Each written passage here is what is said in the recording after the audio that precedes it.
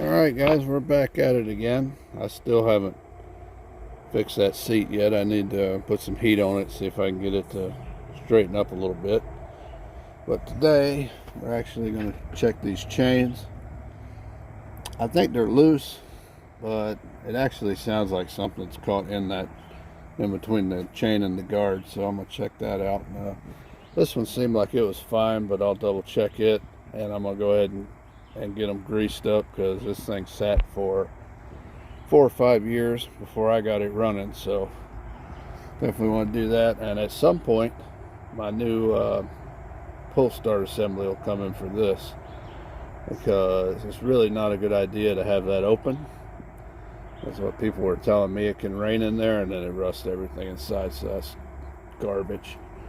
But yeah, all the brakes, everything works, lights work, four-wheel drive works. So far everything works. I got that headlight straightened up a little bit. I had to rob some parts off the two that I had to try to get it to work. And I'm pretty sure there's supposed to be some springs or something in there on those screws, because if there's not, you'll have stuff like this where it can actually move. See it moving back and forth there? And I believe the springs would do away with that. So you could actually adjust this without, that happening. But all in all, it's actually coming together pretty well, and it's actually runs better than all my other machines I have. And that's the other thing. I want to replace that panel because it's broken. It's the corner's chipped, and then there's a little U-shaped plastic piece that fits on the frame. Let's just sit up here, and that's broke off, so I do want to replace that, and then we should be golden. So it's a good running machine. This is what I'm tackling today. I said I got to pull a bolt out here, and there should be one there, and I think there's one on the other side, and I'll get this cover out of the way. All right, so it's not awful, but we're going to try to take some of that out, and of course we're going to grease it, because I don't know if the other guy ever greased it, and there are grease fittings all over this thing. Alright guys, I think we got it. I think that's good. It's supposed to be a 1/4 inch, so this should be pretty good. So what we do is we tighten this one first, which you have to loosen this 5/8 and that 5/8, and then there's two little ears right up here, and you have to hit them that way to tighten it. So as soon as that was good, tighten those back up, and then the front one over here,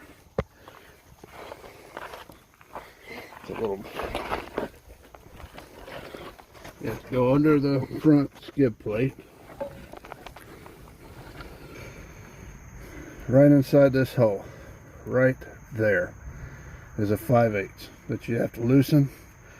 That's the only one that I've found that you loosen. So you just loosen that. And then, see if I can get you can see right here. Right here.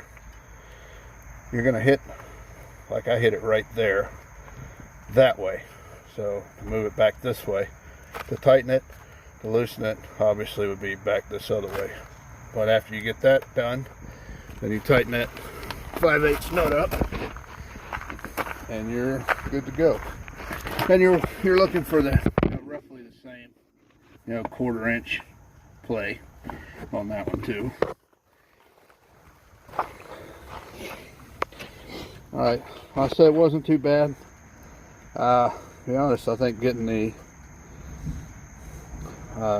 covers off sucked even more, because you have to take this loose to get this cover off, and you probably have to take this one off, but mine was broke, so I didn't have to. And to loosen those 5/8 up, look right at the top right there, and you'll see that's a bolt, so you got to get a wrench in there and hold those, and that kind of sucks. But other than that, it's good. I'm gonna go ahead and get it lubed up, put it all back together, and go for a ride. And I think I need to tighten the back one too, but I'll do that when it's not raining. So hopefully this helped a little bit, guys.